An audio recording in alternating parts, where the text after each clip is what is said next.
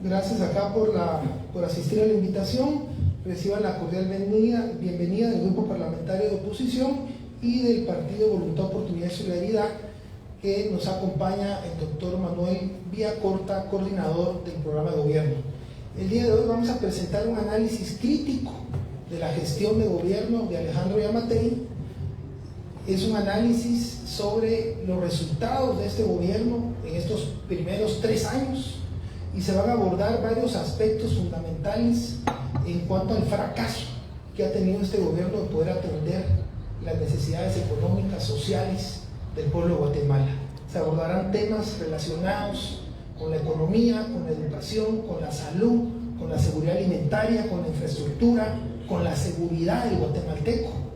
Y hoy, como grupo parlamentario, arrancamos también una serie de invitaciones y de requerimiento de explicaciones y rendición de cuentas de los funcionarios públicos. Ya tuvimos la semana pasada al Ministerio de Educación pidiéndole cuentas sobre estos 3 años de gobierno y especialmente sobre el incremento de precios que hay a los útiles escolares, a las inscripciones y colegiaturas en los colegios, a los problemas que hay en las escuelas públicas, a los problemas que hay con la matrícula estudiantil, con el logro, con la calidad de la educación. También se citó al Ministerio de Finanzas Públicas para que rindiera cuentas sobre la deuda, sobre la ejecución presupuestaria, sobre las transferencias y la reducción de presupuesto que hicieron a carteras muy importantes y a programas muy importantes como fue el tema de seguridad alimentaria y nutricional. El día lunes tenemos invitado para que llegue a explicar qué está pasando con la seguridad al ministro de Gobernación. Y así vamos a ir citando durante la próxima semana a los principales funcionarios para que evaluemos y discutamos los resultados del gobierno de Giammattei, que hoy a primera vista lo que vemos es que Guatemala lleva un rumbo equivocado y que los resultados han afectado a las familias guatemaltecas, con más hambre, con más pobreza, con más inseguridad. Para explicar a fondo estos temas, para plantear la posición del Grupo Parlamentario de Oposición y el Partido Voluntad, Oportunidad y Solidaridad, hemos invitado al doctor Manuel Villacorta, a quien le pido que pueda acercarse para que él haga la presentación formal de la posición política. Bienvenido, Manuel. Bienvenido. Esta presentación la ha coordinado Manuel Villacorta como responsable del programa de gobierno, con los equipos técnicos, con la bancada, y es lo que da inicio a la posición política respecto a estos 3 años de fracasos, donde la pregunta más común del guatemalteco es ¿dónde está el dinero? Es tuya la palabra. Entonces, Manuel, tienes a tu cargo la presentación del informe. Bien, muy buenos días a todos, queridos amigos de la prensa que se hacen acá presentes. Muchísimas gracias por acompañarnos en esta oportunidad. Quiero agradecerle al Grupo Parlamentario de Oposición y por supuesto al Partido Voz esta oportunidad para poder plantear concretamente nuestra posición respecto a los 3 años trágicos de desgobierno de Alejandro Giammattei. Primero quisiera hacer referencia a 7 puntos que sintetizan en gran medida la realidad nacional. Por supuesto que hay muchos otros, pero son los prioritarios. La canasta básica ampliada llegó a los 8.391 quetzales, algo totalmente inalcanzable para la gran mayoría de trabajadores que afortunadamente puedan tener algún empleo. En 3 años, 179,000 niños o jóvenes abandonaron la escuela. Es decir, que a la recurrente tasa de deserción estudiantil en Guatemala, en todos los niveles de las etapas de estudio, ahora pues tenemos ya certificado que 179,000 niños o jóvenes abandonaron la escuela. 71.401 casos de desnutrición aguda e incremento de niños fallecidos, se reportan 175 casos. Este es uno de los temas más dramáticos que se refiere precisamente a la desnutrición infantil. Debo hacer mención que estos datos están certificados, tienen fuentes creíbles, pero aún así estamos totalmente seguros que las estadísticas y que los datos puramente cuantitativos son mucho mayores. Un mal manejo sanitario de la pandemia, todos lo vivimos, vamos a hacer referencia luego. Se incrementó la violencia, 313.000 millones de quetzales ha ejecutado Alejandro Yamatei sin resultados concretos. La pregunta es: ¿en dónde está el dinero? 24.000 millones han ejecutado la red vial y la infraestructura nacional, y todos sabemos que la red vial y la infraestructura nacional están como nunca, totalmente destruidos. Con estos puntos podemos iniciar entonces un análisis específico, directo de cada uno de los temas que nos trae hoy acá esta mañana.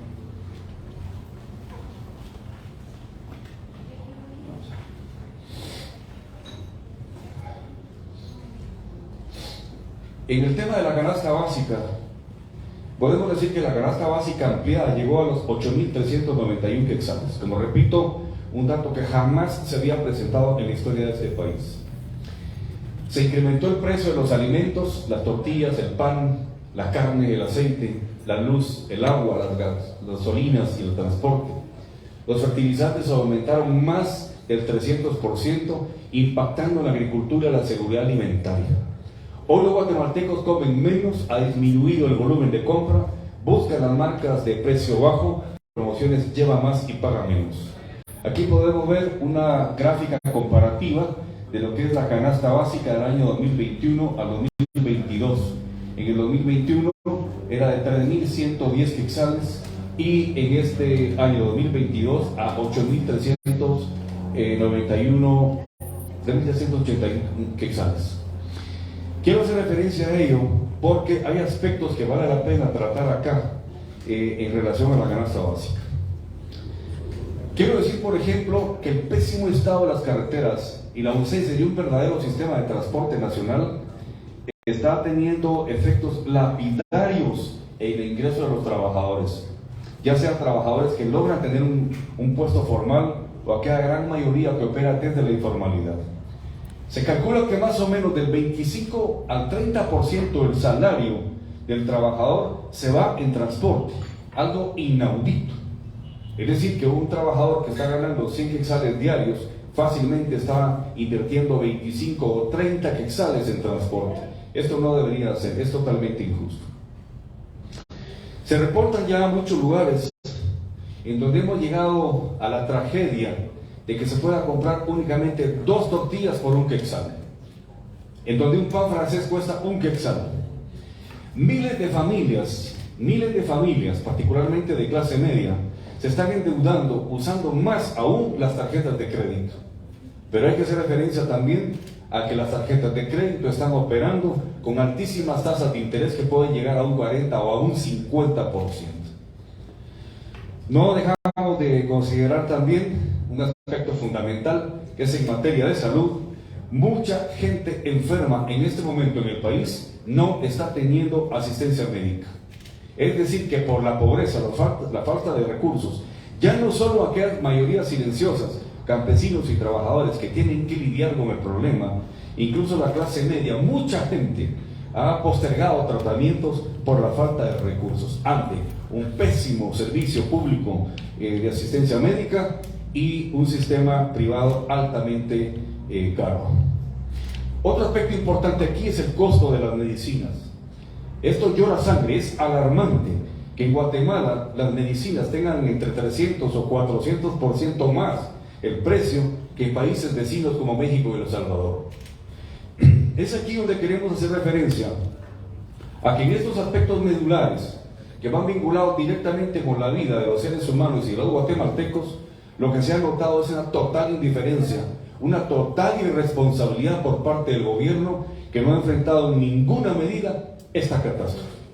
Hoy los hogares guatemaltecos están fuertemente empobrecidos.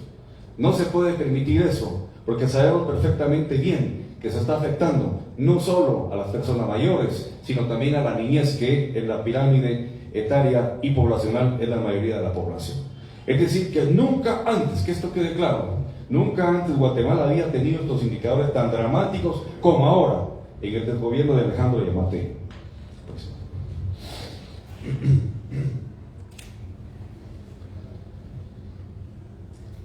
Hay un estancamiento en la cobertura educativa, migración a lo público en la preprimaria y reducción general en el nivel medio, y un desempeño educativo y un mal desempeño educativo.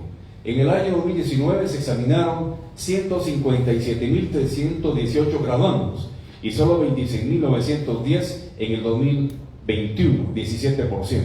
De ellos, en el 2021, solo el 32% aprobó lectura y un 17% las matemáticas. Aquí hay dos elementos muy importantes que tenemos que evaluar, considerar. Y es que si ustedes analizan las gráficas, se van a poder percatar que hay una migración de estudiantes, niños y jóvenes de lo público hacia lo privado.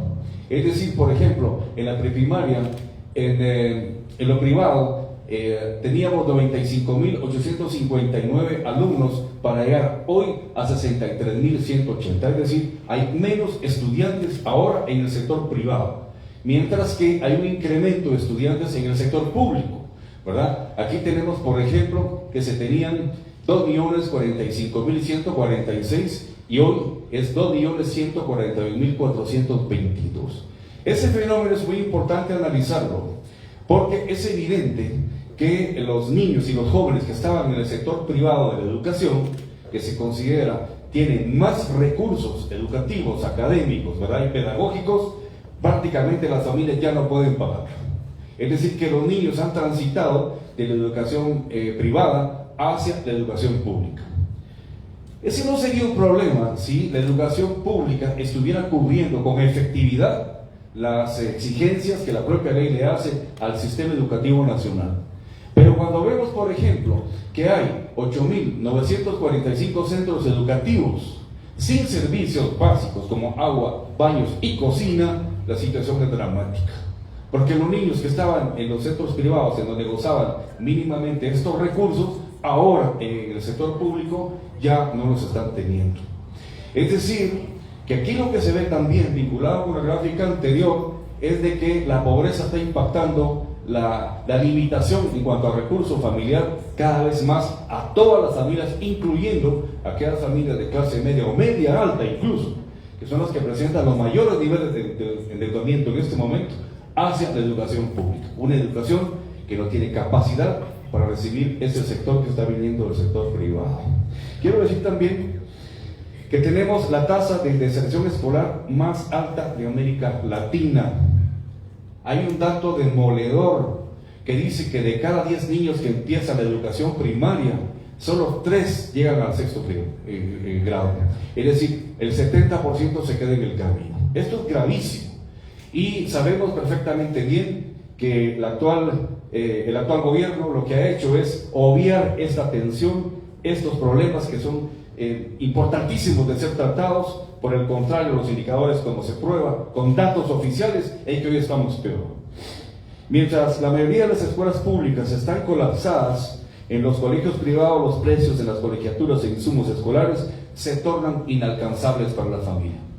Es decir, que aquellas familias que están tratando de mantener a sus hijos en la educación privada, ¿verdad?, que no han migrado a la educación pública, como vemos que está ocurriendo, están enfrentando el gravísimo problema de tener que cubrir los costos que implica tenerlos en la educación privada.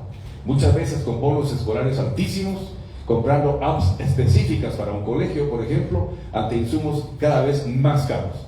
Es decir, que una familia esté ubicada en la escala social, socioeconómica, como clase media o media alta, no significa que no esté siendo golpeada por esta crisis. En conclusión, en materia educativa, podemos decir con seguridad que el actual gobierno ha retrocedido significativamente los niveles de calidad y eficiencia en la educación nacional.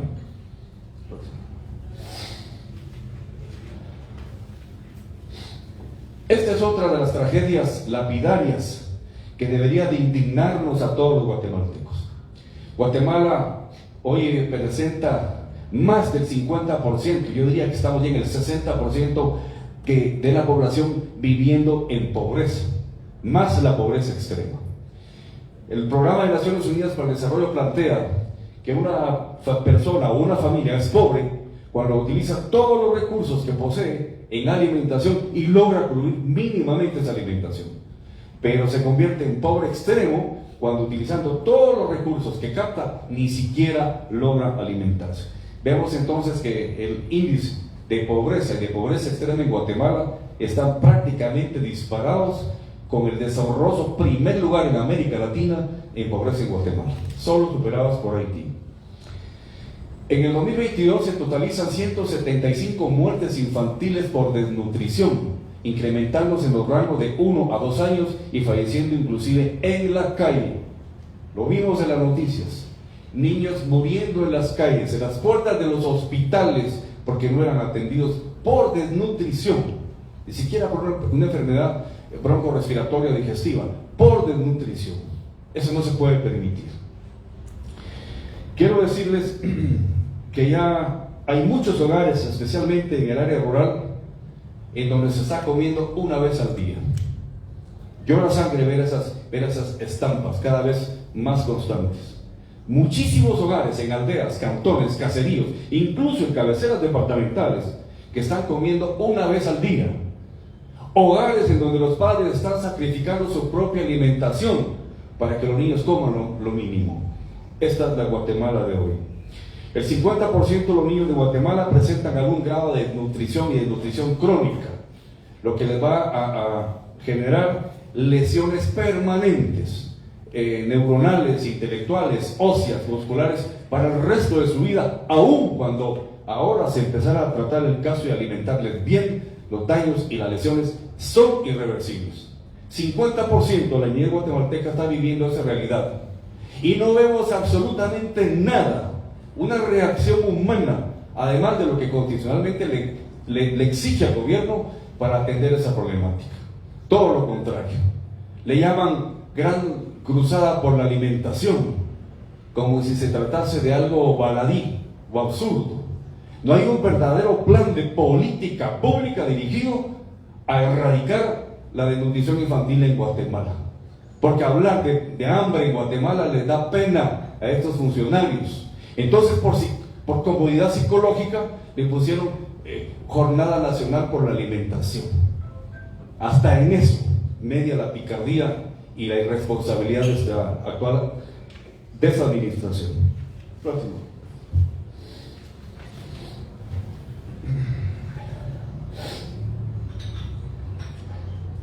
Aquí hay un tema también que es importantísimo, referido al tema de la pandemia y de la salud en el país.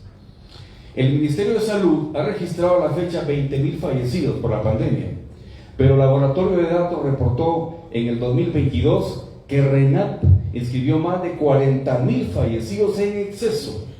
Es decir, según la tendencia de muertes en Guatemala, ha crecido por ello. Todos sabemos perfectamente bien que aquí se ocultan los datos, pero es una ingratitud terrible que se oculten datos cuando precisamente de esta categoría implica. Sabemos perfectamente bien que hubo muchísima gente que murió y que no fue registrada como muerte por coronavirus. El gobierno perdió 7.7 millones de vacunas, 471 millones de quetzales y no reclamó nunca a Rusia la restitución ni ha declarado la lesividad en el contrato. Es decir, que cuando más esperábamos de usted, Yamatei, que como líder nacional enfrentara este problema como lo hicieron la mayoría de los gobernantes de América Latina, usted evadió y usted se prestó para la corrupción. Usted se prestó para que el coronavirus cobrara vidas en Guatemala. Eso hay que decirlo y claro. Llegó al extremo y al final de estar tan desesperado que nos dijo que cada quien viera qué hacía, que cada guatemalteco o guatemalteca viera qué hacía, que ella estaba cansado de lidiar con nosotros. Ahí está grabado, ahí está registrado en los medios de comunicación. Cuando más se le necesitaba, dio la espalda al pueblo y por el contrario, los recursos que ya estaban otorgados para la compra de vacunas fueron robados. Y este es el momento donde no se sabe dónde están, ni tampoco se declaró lesivo ese terrible contrato con estas mafias rusas.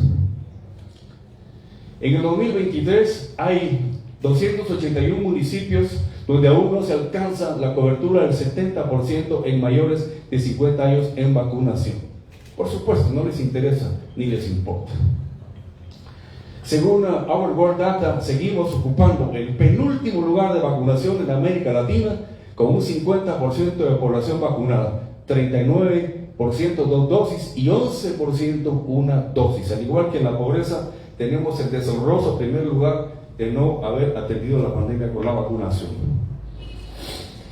La ineptitud y la corrupción del actual gobierno implicó que miles de personas infectadas por COVID murieran. No podemos olvidar que eso no había ocurrido en ningún gobierno anterior. Hoy muchas familias, me incluyo yo, no tenemos seres queridos porque murieron en esa pandemia.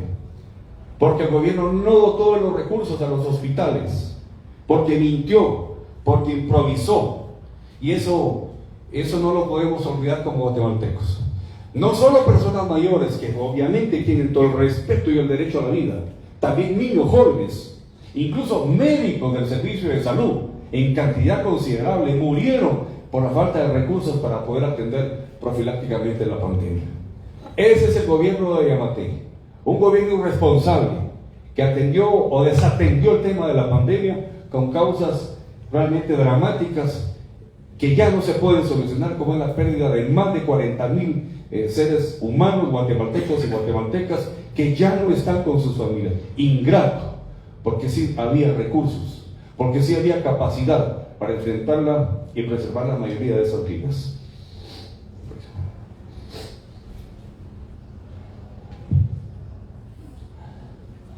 El incremento de la violencia. Aquí tenemos nosotros, por segundo año consecutivo, el 2022 revierte la tendencia que se observaba desde el año 2009, donde venía reduciendo la violencia en una forma gradual y permanente. Es decir, que en el 2022 esto empieza a cambiar. Y en el 2023, obviamente, ya empezamos el año a sentir los efectos de la violencia. La tasa de homicidios por cada 1,000 habitantes en el país se sitúa en 17 por cada 100,000 habitantes. Yo tengo mi duda sobre ese dato. Yo estoy convencido que es muchísimo mayor. Aquí hay especialistas en materia de seguridad que me dan la razón. Ese dato es muy bajo. Es muchísimo más alto. Muchísimo más alto. Estoy totalmente convencido. Lo que pasa es que hay muchísimas muertes violentas que no se registran precisamente por la falta de capacidad operativa del sistema de justicia e instituciones encargadas del tema. El efecto de que se esté incrementando la violencia es un tema gravísimo también por dos razones. La pobreza, la inseguridad propia, la necesidad de muchas personas, la desesperación, la desarticulación psicológica no puede resistir una situación tan dramática como la que estamos planteando, hace que se impulse la delincuencia común. Es decir, aquella delincuencia que está ligada directamente, en donde el actor, el delincuente, recurre a la delincuencia en función de su propia sobrevivencia. Y mientras el sistema, mientras la pobreza siga golpeando a la población, es evidente que el nivel de delincuencia común va a tener un ascenso significativo. Pero también tenemos que hacer mención a la delincuencia organizada, que también está creciendo y que también está golpeando muchísimo. Extorsiones, secuestros, ¿verdad? Vemos, por ejemplo, que la violencia ha llegado no solo a los asaltos en la calle, en donde nos da miedo, terror tener que caminar en la calle o andar en un vehículo con el temor inminente de un asalto a mano armada. Ya se llegó a casos y se están reportando cada vez en ascenso de la incursión de delincuentes organizados, bandas perfectamente organizadas, que superan en mucho a las fuerzas de seguridad en cuanto a recursos y logística, a lugares privados, a condominios, a aquellos lugares privilegiados, afortunadamente para sus habitantes, que creían que ahí estaban a salvo. Pues tampoco, ya la delincuencia está llegando a esos extremos. Prácticamente hoy no hay nadie que pueda decir que está libre de que en un momento dado se pueda convertir en una víctima de la delincuencia. Y ese crimen organizado, ligado al narcotráfico también, es ese crimen organizado que encuentra un campo fértil en Guatemala, porque evidentemente es un territorio plagado de impunidad, en donde el 97% de los delitos de todo tipo, desde un hurto hasta un asesinato calificado, quedan en la impunidad. Es un territorio perfecto para los delincuentes. Por eso se ha dicho que Guatemala es un estado fallido para la gran mayoría, pero es un estado perfecto para estas minorías delictivas que encuentran todos los recursos a su favor. Impunidad. Saben que las prisiones no son más que pensiones de 2-3 días y pueden salir, porque aquí obviamente la justicia no se aplica. Además de ello, por una cada vez más debilidad institucional de los aparatos de seguridad del Estado. Es decir, sabemos que hemos tenido contacto con muchos agentes de la Policía Nacional, con comisarios, que ya estando así se quejan con nosotros, que no tienen los recursos de ningún tipo, andan en patrullas con las llantas lisas, andan sin combustible, sin parque para poder enfrentar a la delincuencia, e imputados si eventualmente activan, como ellos le llaman. Eso no se puede permitir. Entonces, en una sociedad donde prevalece la impunidad, donde no hay ley, donde no hay Estado de Derecho y donde las fuerzas de seguridad son tan débiles, es evidente que el crimen organizado, como es el narcotráfico, como son las extorsiones, los secuestros, los robos a mano armada, estén totalmente en incremento. Y quiero decir que hay que prepararnos para lo peor. Esa es la mejor de las estrategias como ciudadanos, porque estamos solos. En Guatemala no tenemos gobierno. Tenemos que ver cómo nos cuidamos nosotros, cómo nos alimentamos nosotros, cómo atendemos una enfermedad, porque no hay servicios públicos, no tenemos gobierno. Eso hay que tenerlo claro, es el punto de partida. Entonces tenemos que enfrentar esta situación en soledad, ¿verdad? Pero tenemos que tener la capacidad de saber, y eso es importante, aunque suene preocupante, en el año 2023 esto se va a incrementar. Se va a incrementar definitivamente, y máxime por tratarse de un año electoral, en donde el crimen organizado también está participando en la política, financiando partidos vinculados con el narcotráfico. Entonces se van a incrementar los secuestros, las extorsiones, para financiar las campañas de esos partidos. Vamos a tener un año muy difícil y tenemos que prepararnos para ello. Lo decimos sin temor porque esa es la realidad. Tenemos también el tema de la red vial. 24.000 millones han ejecutado en la red vial en infraestructura. Tengo mis dudas si deberíamos usar la palabra ejecutado y no saqueado, que quizás se ajusta más. ¿Dónde está ese dinero? ¿En dónde? Si agarramos al norte, al sur, al este o al oeste, todo está destruido. ¿Dónde están esos 24.000 millones? No se le ha dado mantenimiento a las carreteras, eso es evidente, ni se ha construido prácticamente. Pese al excesivo recurso asignado, la red vial primaria y secundaria se encuentran en mal estado y en este año electoral ejecutarán 8.000 millones más. El Ministerio de Comunicaciones reporta 0 kilómetros nuevos en la red vial primaria. Escúchese esto, el propio Ministerio reporta 0 kilómetros nuevos en la red vial primaria, solo mantenimiento. Pero sabemos cuál es el mantenimiento. Lo hemos visto en las carreteras, que agarran a 5 o 6 patojos, le ponen su camisita amarilla que dice el Ministerio de Comunicaciones a cortar la grama, a hacer jardinería. Eso es lo que vemos todos los guatemaltecos todo el tiempo en las carreteras, pero no vemos un mantenimiento profesional. Eso no lo hacen. Y los nuevos kilómetros son privados y con peaje. Es decir, los ha construido el sector privado, pero evidentemente para recuperar la inversión tiene que pagar un peaje.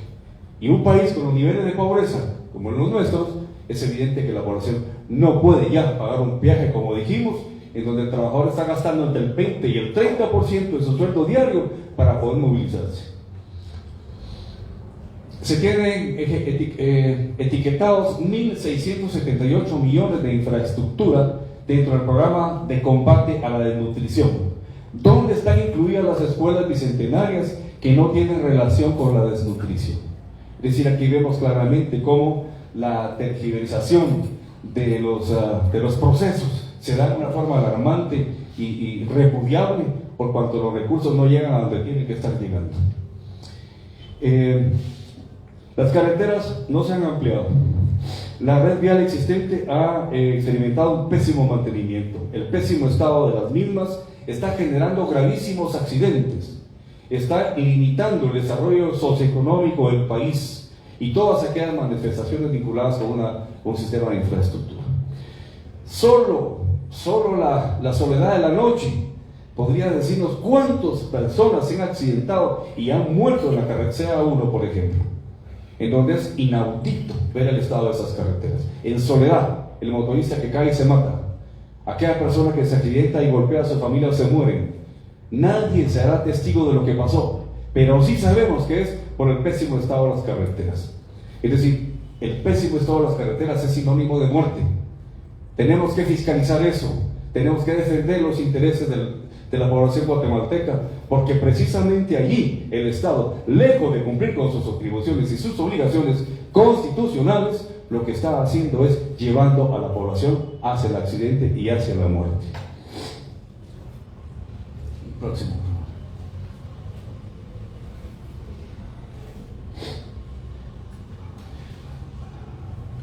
Aquí tenemos también una gráfica importante.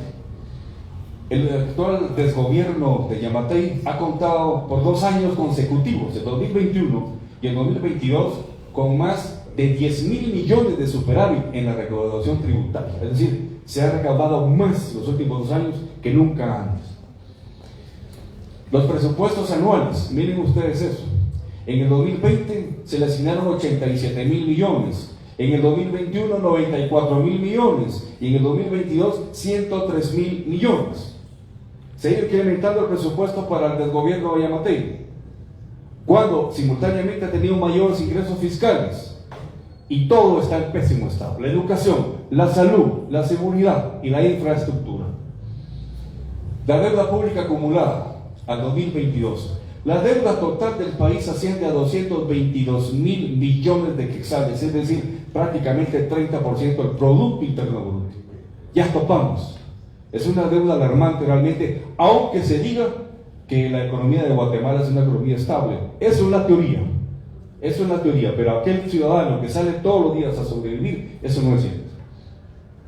En el 2022 hubo una deuda contraída de 37.793 millones.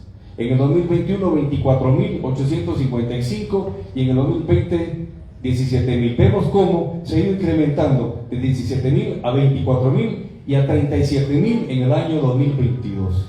Es decir, que además de todo, esto es inaudito, el gobierno de Yamatei tiene más recursos fiscales, tiene incrementos presupuestales, pero paralelamente nos está endeudando más. Deudas mal negociadas, a plazos cortos y con altísimas tasas de interés, que van a tener que pagar los niños y los jóvenes de este país. ¿Cómo podemos entender esa trilogía ingrata? Más ingreso fiscal, más presupuesto del Estado y más endeudamiento. Y volvemos a preguntar, ¿en dónde está el dinero? No hay hospitales, no hay escuelas, no hay carreteras, no hay seguridad. ¿En dónde está el dinero? La única explicación que podemos tener es que se lo han robado. La única explicación que podemos tener es que han saqueado al país. Este es sin duda alguna el fin de una saga de gobiernos irresponsables, ineptos y corruptos. La mejor implicación, el desgobierno del señor Yamatei. Quiero hacer una síntesis rápida. El gobierno de Yamatei, como dije antes, se está sumando a esa larga lista de gobiernos ineptos, irresponsables y corruptos. No se puede permitir un gobierno más así. El país va al colapso, definitivamente, y ya no lo vamos a soportar. El incremento de la conflictividad social está en ascenso y va a generar efectos devastadores, manifestaciones, invasiones y una mayor migración, obligando a 1.300 jóvenes todos los días para que se vayan del país. 1.300 jóvenes están saliendo todos los días del país tratando de llegar a los Estados Unidos, porque aquí simplemente se les niega todo el espacio de desarrollo. Exhortamos a toda la población a exigir por todos los medios y al gobierno que cumpla con sus obligaciones, sabiendo que esto realmente se convierte en utopía. Pero no vamos a dejar de exigir, no vamos a dejar de fiscalizar. Nosotros, desde el Partido Voz y con el apoyo del grupo parlamentario de oposición, continuaremos con la defensa de los derechos sociales. Vamos a preservar esa defensa desde donde se pueda, desde la denuncia, desde la fiscalización y por supuesto también desde la propuesta. Porque tenemos respuestas para esto. Tenemos la solución para cada uno de estos problemas en un plan que estamos trabajando ya, que va a ser sin duda el verdadero plan de gobierno que Guatemala nunca ha tenido. Entonces, termino diciendo que el pueblo de Guatemala ya está preparado para lo peor en el 2023. Va a ser un año muy difícil, no solo en lo interno, sino en lo externo, por los efectos de la economía global que estamos viviendo, la inflación, el estancamiento de la economía global. Vamos a empezar a tener problemas con ello. Probablemente caída en los precios de los productos de exportación, caída en el turismo, porque no va a venir a Guatemala nadie si no hay carreteras, si no hay seguridad. Acabamos de ver un asalto inaudito en Sololá a turistas que vienen a conocer el país, que decidieron sacrificar su tiempo de vacaciones acá. ¿Y cómo se les recibe? Entonces la situación es grave. Exhortamos a la población a considerar seriamente que el año 2023 sea el último año de esta larga lista de estos gobiernos ineptos, irresponsables, corruptos, y lo digo ahora, y ladrones. Muchas gracias.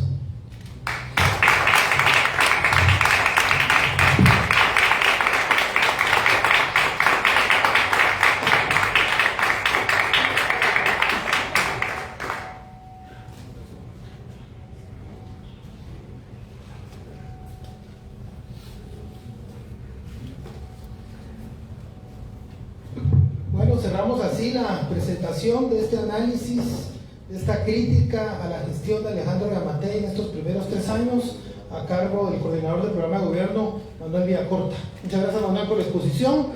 Damos por concluida la sesión, no sin antes la reunión de hoy, sin señalar que el día lunes se requiere la presencia del ministro de Gobernación y viceministros, así como jefe de la policía. Hay una serie de asaltos, de robos, de secuestros, hay bandas criminales operando por toda la ciudad capital, en el interior de la República, las extorsiones en Totonicapán, en Quetzaltenango, en Chiquimula, en todos los departamentos, en Cobán, ya no se aguantan. Nos tienen de rodillas los delincuentes, pero no solo los delincuentes, también los precios de la canasta básica. El hambre recorre todo el país porque no le alcanza el dinero a los guatemaltecos para comprar un pan, una tortilla, para pagar la matrícula y la inscripción de su hijo, ahora que lo tiene que inscribir para la educación. Así que en estos días vamos a estar requiriendo la presencia de estos funcionarios, del ministro de Economía, de la DIACO, de la ministra de Educación, del ministro de Salud, del ministro de Gobernación. Ya tuvimos algunos esta semana, pero el día lunes es el ministro de Gobernación, que lo hemos requerido su presencia para que explique desde hace 8 días. Esperamos que llegue y que le diga al pueblo de Guatemala qué está pasando. ¿Cómo es posible que los delincuentes entren a mano armada a las estaciones de la policía y saquen encañonados a los policías, a exhibirlos en la calle? Eso no es posible. Los asaltos, las violaciones, las extorsiones están día a día, y el incremento de precios sin que el gobierno proteja al ciudadano, a la economía familiar, sin que lo proteja de los abusos que están cometiendo los colegios privados, los hospitales, los monopolios, esas concertaciones de precios que hay en el gas, en el azúcar, que hay una serie de productos que afectan la economía familiar. Eso es lo que vamos a buscar como grupo parlamentario de oposición, señalar, cuestionar y también proponer.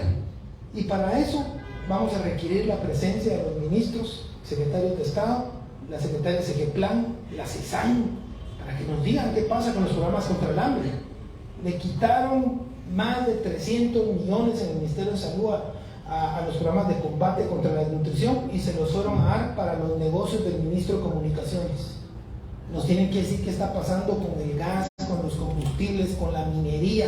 El Ministerio de Energía y Minas es una fuente de corrupción enorme. Vamos a desnudar cómo se está dando la evasión y la corrupción en los subsidios de los combustibles, cómo se está dando el robo descarado de nuestros minerales y el mal cálculo del pago de las regalías y de los impuestos en las minas. Y esos son temas que hay que llevar a discutir, así como la explotación petrolera, como varias empresas, incluida la del esposo de Suri Ríos, no pagan las regalías petroleras. Esos son los temas que están pasando en Guatemala, y vamos a llevar a los ministros a que rindan cuentas en el grupo parlamentario de oposición. Muchas gracias.